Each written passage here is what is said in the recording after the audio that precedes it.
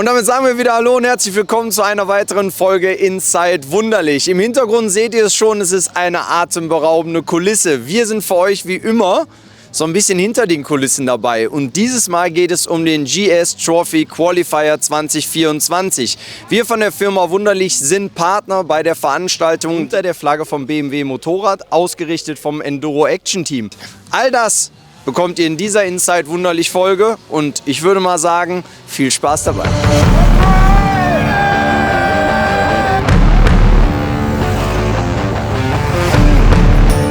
Ihr seht es gerade, die erste Gruppe fährt im Hintergrund schon los und wir wollen natürlich dabei sein. Allerdings würde ich sagen, nicht in den Klamotten. Also, let's go! So, und damit würde ich sagen, umgezogen sind wir, also hinter der Meute und wir mit der Wunderlich Edition Nummer 1 versuchen, die mal wieder einzuholen. Also, ab geht's.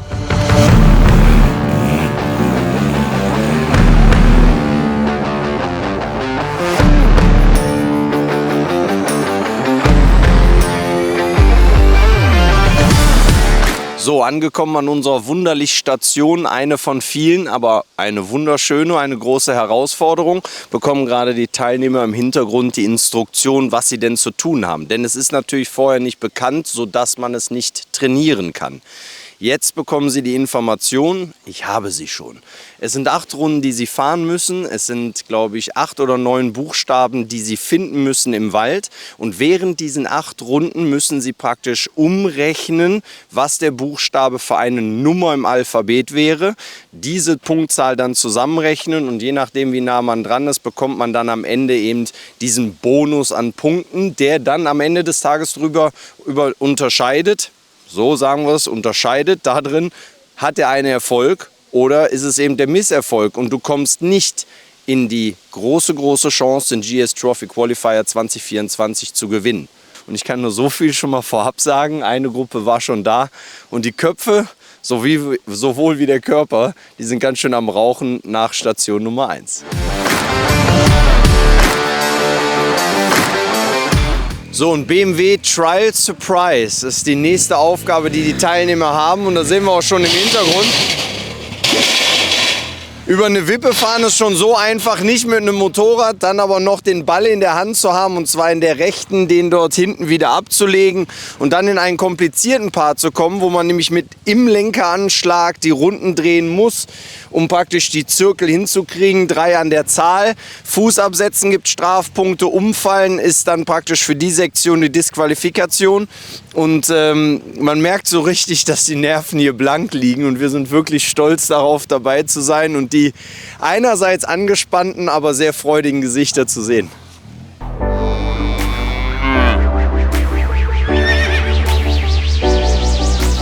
Hilfe auf der Herners Farm. Das ist genau das Nächste, was die Teilnehmer erwartet. Um nur ganz kurz zu erklären, das hier ist ein Schwebebalken. Der ist schwer in Bewegung und du musst mit deiner GS hier drauf fahren und dann gilt es, jede halbe Sekunde, die du da drauf stehst oder langsam fährst, ohne den Fuß abzusetzen, gibt dir, also 0,5 Sekunden geben dir 25 Punkte. Da muss man rechnen können. Es sind eine Menge Punkte zu holen. Das Beste ist allerdings, nach dieser Challenge, wenn man die geschafft hat, ist noch nicht alles vorbei. Und ihr kommt einfach mal direkt mit uns mit. Wir sind ja sozusagen live drauf. Dann geht es nämlich hier rechts um die Kurve und dann erwartet einen der heiße Draht. Den kennt der eine oder andere schon von verschiedenen Fernsehsendungen. Dieser heiße Draht ist in der Version, die man sich hier ausgesucht hat, eine ganz heiße Nummer. Warum ist es eine ganz heiße Nummer? Weil man natürlich nicht zu Fuß gelaufen wird, sondern es wird mit dem Motorrad gefahren. Bisschen schleifende Kupplung, da viel Gefühl haben, Tempo verringern und mit einer Hand, nämlich der rechten Hand, der Gashand, den heißen Draht hier lang führen. Ich bin sehr gespannt, wie das ausgeht und ihr bleibt einfach dran. Wir versuchen es mal. Vielleicht kommen wir nicht so wirklich durch das Thema. Das ist gar nicht so einfach. Holla die Waldfee. Aus dieser Perspektive sieht es relativ einfach aus, was auf die Teilnehmer wartet. Hier wird es allerdings schon ganz anders. So viel darf ich verraten. Sie haben 30 Minuten Zeit, um 10 Runden auf diesem Rundkurs zu fahren. Es gibt allerdings die Möglichkeit, die Runde auch ein wenig abzukürzen. Dann muss man allerdings hier diese Steilauffahrt hoch. Und das wäre jetzt gar nicht so das Drama, wenn diese Steine nicht wirklich wie Kugellager funktionieren. Also sich hier einzugraben ist die einfachste Geschichte, die man sich nur irgendwie einfallen lassen kann. Die schwierigste kommt allerdings dann, wenn du mit der GS einmal wirklich bis Motorblock eingebuddelt bist, dann wird es relativ kompliziert, das Motorrad rauszuholen und dadurch kann man viel Zeit verlieren. Somit ist die Kalkulation, fahre ich 5 Runden die lange Runde und 5 die kurze oder gehe ich direkt Risiko und fahre immer den Steilhang. Natürlich genau die große Frage, die auch wieder gemanagt werden muss mit einerseits der Nervosität im Kopf und andererseits einfach mit dem Fahrtalent und der Vernunft, was man hier erreichen will, um natürlich auch maximale Punkte wieder für die Wertung zu sammeln.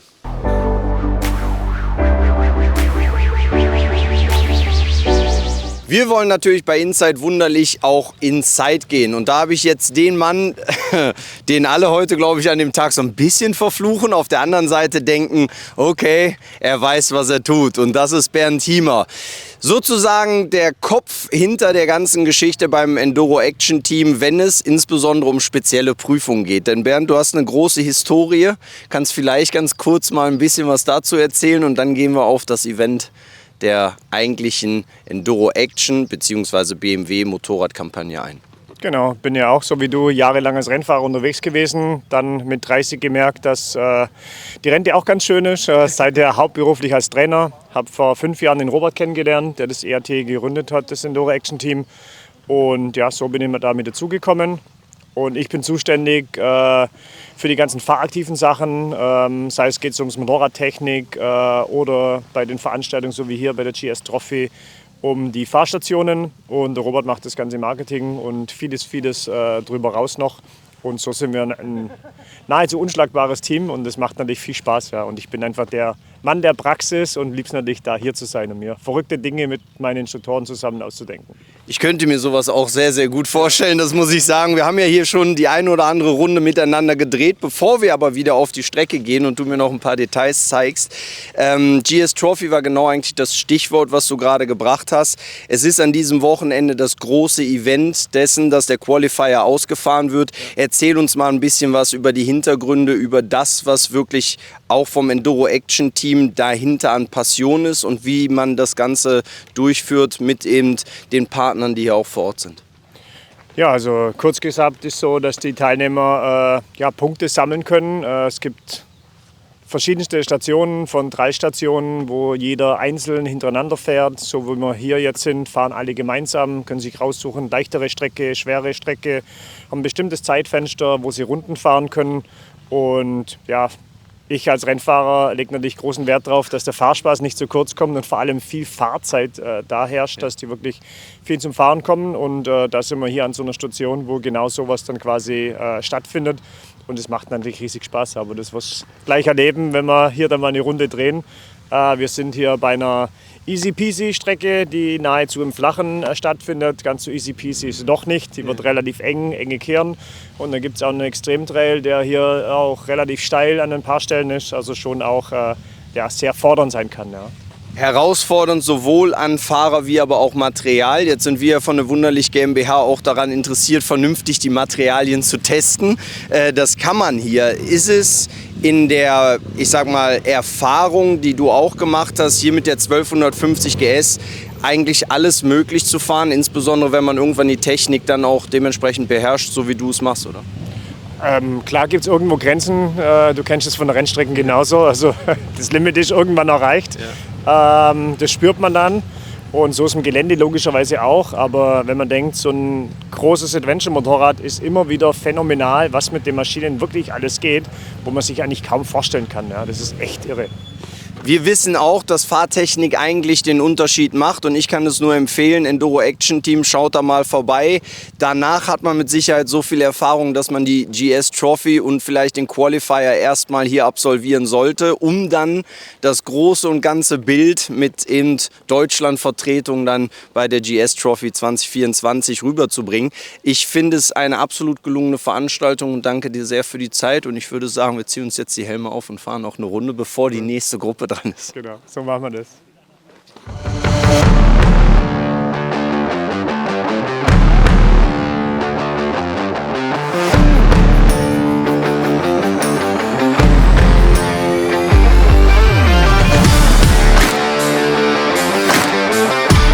GS Trophy Qualifier 2024. Wir können einen Haken dahinter machen, zumindest mal an Tag 1. Denn morgen wartet natürlich Tag 2 auf alle, die heute schon ordentlich geschwitzt haben. Deswegen wird der Tag auch sehr, sehr früh ausklingen. Alle werden früh ins Bett gehen, um morgen wieder fit und wach zu sein für die neue Challenge, die da wartet. Weitere 6 Prüfungen sind zu absolvieren. Es muss natürlich auch so ein bisschen gehaushaltet werden. Einerseits mit der Kraft, andererseits taktisch angegangen werden, um die Punkte hoffentlich so zu verteidigen, dass man am Ende ganz oben steht und eben diesen Qualifier für sich entscheiden kann.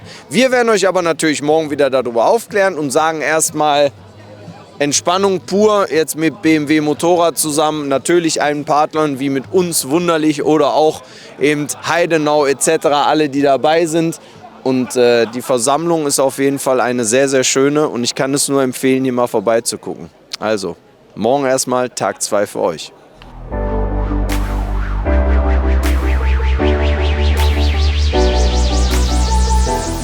Und damit begrüßen wir recht herzlich zu Tag 2 beim GS Trophy Qualifier 2024. Und wir stehen heute an der Wunderlich-Station, die etwas sehr, sehr Spezielles beinhaltet. Nämlich an erster Linie müssen die Fahrer nicht mehr in der Einzelwertung arbeiten, sondern im Team. Auch das steht natürlich hier im Vordergrund, herauszufinden, wer harmoniert zusammen, wer kann ein bisschen die Ansagen machen, wer kann es gut organisieren. Und gute Organisation ist bei der Prüfung extrem wichtig. Kurz zur Erklärung. Erst müssen die Fahrer mit den Motorrädern auf eine Strecke gehen und Werkzeug suchen. Eine gewisse Anzahl an Werkzeugen müssen dann während der Fahrt auf einem Tisch abgelegt werden. Da darf nichts runterrollen. Danach dürfen sich die Fahrer die Werkzeuge für die Motorräder aussuchen. Warum für die Motorräder? Wir haben einmal hier das Motorrad stehen unten am Hang und einmal ganz oben auf dem Berg. Und ich kann euch sagen, das sieht vielleicht auf der Kamera nicht ganz so spektakulär aus, aber es ist verdammt steil.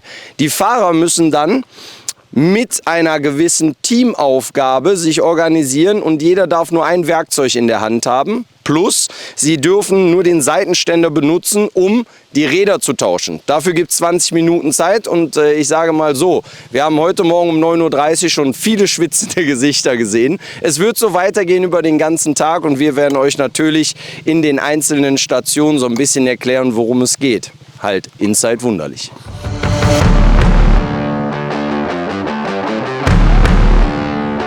GS Trophy Qualifier 2024 beim Enduro Action Team birgt einen großen Spielplatz und diesen seht ihr hinter mir. Wenn Männer im Schlamm spielen dürfen und das noch mit einem Motorrad, dann ist in der ersten Runde auf jeden Fall, die Augen sind da gigantisch groß, denn natürlich wissen alle nicht, was auf sie zukommt bei dieser Prüfung. Und es ist eine Prüfung, die durch den Wald geht, relativ winklig, ein bisschen bergauf, ein bisschen bergab. Aber dann das große Fahrtechnische kommt eben mit der Wasserdurchfahrt. Und die Wasserdurchfahrt ist dann genau der Moment, wo du siehst, okay, der eine friert ein und wartet und weiß nicht genau, was er machen soll. Und der andere, der nimmt sich jeden Mut zusammen, legt ein bisschen Gas an, hält das auch und schiebt sich dann durch das Wasser durch.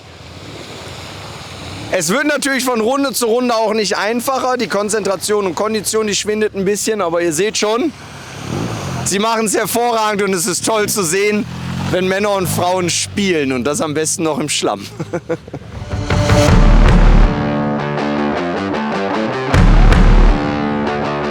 Inside Wunderlich bedeutet natürlich auch, wir sind immer voll am Thema dran und wir wollen euch eins zeigen. Wir sind heute dieselbe Prüfung schon gefahren, also meine Wenigkeit.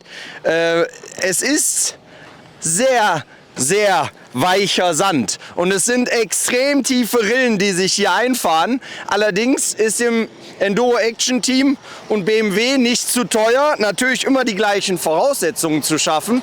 Und das bedeutet dann auch, dass der LKW bzw. Trecker da einmal durchgrubert und natürlich alles identisch präpariert. Das heißt, alle Linien, die vorher schon gefahren wurden, werden jetzt zerstört. Sozusagen wird alles einmal neutralisiert. Und da dann auch ein Riesenlob und Dankeschön an alle Helfer, die hier dieses Event so großartig unterstützen. Zum Beispiel der Philipp auf dem Bagger, Trecker, wie auch immer man es schimpfen will. Der ist ehrenamtlich hier, hat selber einen riesen Spaß daran. Natürlich auch die Herausforderung so groß wie möglich zu machen, denn er selber trainiert hier auf dem Gelände und ist mit dem Enduro Action Team schon häufiger unterwegs gewesen. Also der kennt die Tücken dieser Strecke und kennt natürlich auch den einen oder anderen Trick. Den Teilnehmern ist nicht zu leicht zu machen, aber ganz wichtig da nochmal der Hinweis. Vor jedem Turn, vor jeder Gruppe, die kommt, wird die Strecke sozusagen neutralisiert. Und das finde ich enorm wichtig, einfach auch da Chancengleichheit zu lassen. Und ja, die Herausforderung ist eine große. Ich sag mal so, ich habe sehr viel geschwitzt und ich bin gespannt, wie es den Teilnehmern geht. Mittendrin stand nur dabei, das ist das Motto bei Inside Wunderlich und natürlich auch beim GS Trophy Qualifier 2024. Im Hintergrund seht ihr es schon. Es muss auch mal ganz langsam gehen, aber dafür umso präziser. Und das ist unfassbar schwer, wenn man das im Hintergrund so ein bisschen sieht. Da ist er jetzt auch über die Linie gekommen. Das bedeutet dann ausgeschieden, zumindest für diese kleine Sektion. Die Sektion jetzt zu Ende zu fahren, ist praktisch die Vorbereitung auf die Schwebebrücke. Das ist unfassbar schwer. Es gibt zwei Varianten, somit auch unterschiedliche Punkte. Es gibt einmal die linke Variante, die schwer ist, denn da brauchst du dann den Linksknick, den Rechtsknick und dann müsstest du wieder links rüber. Auch dieser wurde leider nicht perfekt umfahren. Allerdings wartet dann auch gleich die dritte Aufgabe da drauf. So mit Nervenkostüm beieinander halten. Da geht es darum, mit dem Vorderrad um eine Pylone zu fahren. Das Hinterrad fährt allerdings auf der anderen Seite vorbei. Also das muss man sehr, sehr präzise anfahren und dann vor allen Dingen in extrem schnelle Lenkbewegung machen und gleichzeitig natürlich nicht zu schnell fahren, sodass du nicht zu viele Meter absolvierst. Balance. Das ist hier das A und O und wir haben große Unterschiede gesehen. Wir dürfen so viel verraten. Gleich werdet ihr noch sehen, das große Finale hat natürlich auch mit viel Balance und Nervenkostüm zu tun und die Besten werden sich dann eben durchsetzen. Sind wir gespannt, wie es ausgeht und freuen uns darauf.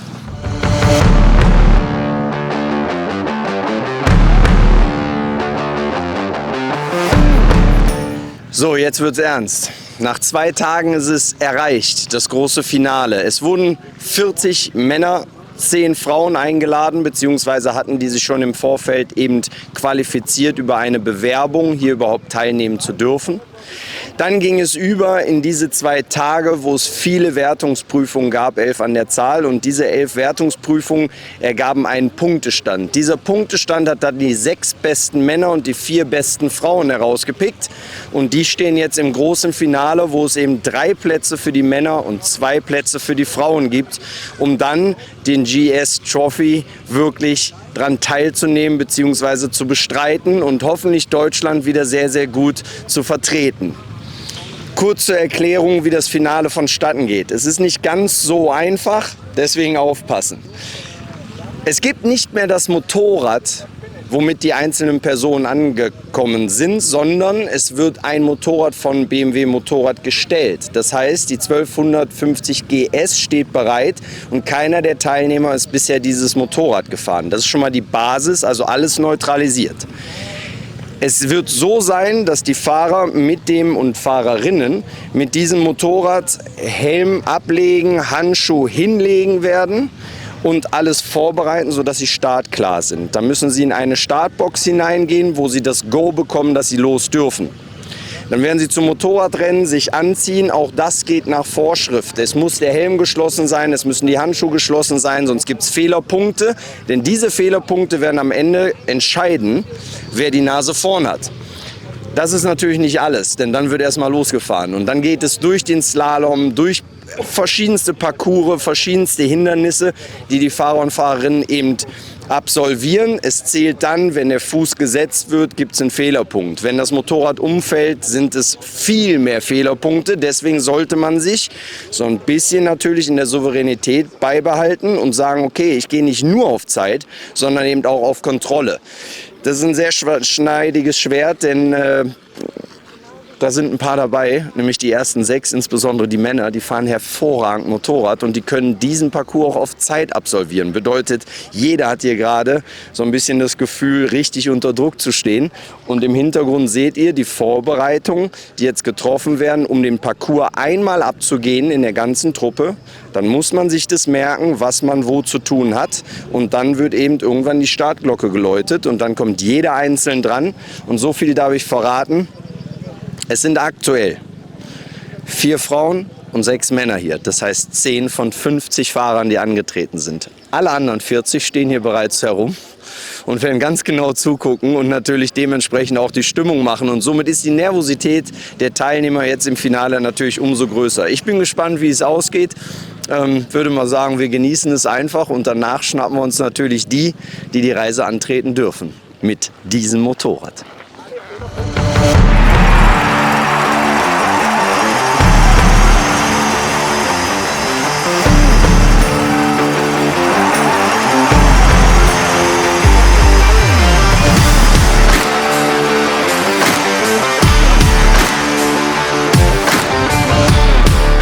Und damit haben wir dann endlich das Ergebnis des GS Trophy Qualifiers 2024 und das Damenteam Team Germany steht bereits neben mir und das ist die Marion und die Elli Ulrike, aber wir haben heute den ganzen Tag Elli geschrien, deswegen bleiben wir einfach dabei. Es ist vollbracht. Bei dir ist es nicht das erste Mal, du warst 2017 schon mal dabei, aber heute, glaube ich, ist ein großer Traum wieder in Erfüllung gegangen, oder? Vor allem sehr unerwartet. Also wir hatten noch nie so ein starkes Frauenfeld wie dieses Jahr und ja, also ich freue mich wirklich. Es ist, ich glaube, es ist noch so ein bisschen überfahren im Moment, das Gefühl, dass es gepasst hat, oder hast du damit im Vorfeld gerechnet, weil du gerade so sagst, naja, es war mehr so gemacht und jetzt bist du auf einmal da?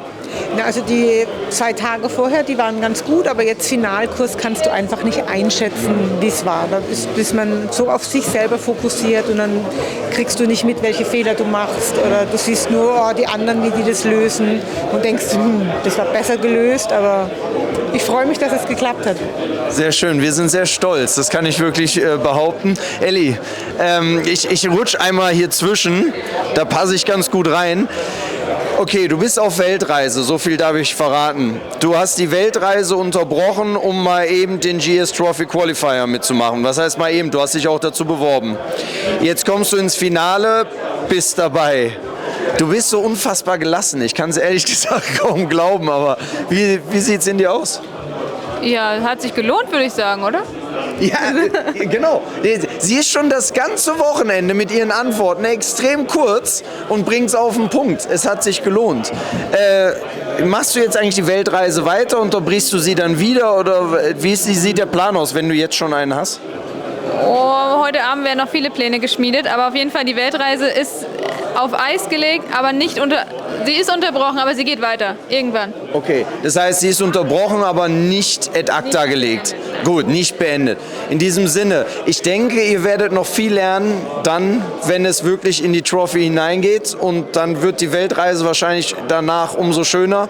Ich wünsche euch einfach nur viel Glück von Herzen und danke für eure Zeit. Danke dir. Danke. Und damit haben wir dann das Siegerteam der GS Trophy Qualifier Deutschland, nämlich die Männer neben mir. Und ich bin ehrlich gesagt extrem stolz darauf, sie heute interviewen zu dürfen. Denn wir von der Firma Wunderlich sind einerseits Partner, aber andererseits natürlich genau daran interessiert, dass das auch umgesetzt wird, was wir als Passion im Herzen haben, nämlich mit einer GS bzw. mit einem Sport-Enduro-Motorrad so schnell wie möglich durch den Wald fahren, beziehungsweise es zu beherrschen. Und da muss ich sagen, Nico, Nico, du hast heute richtig abgeliefert. Also so richtig abgeliefert mit Nervenkostüm. Und ich darf es verraten, du bist 22, wenn ich es richtig gehört habe. Ja. Und die Nerven zu haben, mit dem Wissen, dass du so das wirklich willst, Hut ab, Chapeau. Was ging dir durch den Kopf? Wie war dein Tag, beziehungsweise wie waren die letzten 2? Ja, also die Tage haben eigentlich gut angefangen, direkt ein gutes Team bekommen, das hat alles direkt funktioniert. Ja, und die Fahrtage waren beide super. Und dann zum Schluss noch ins Finale zu kommen, war einfach der krönende Abschluss. Das war mega.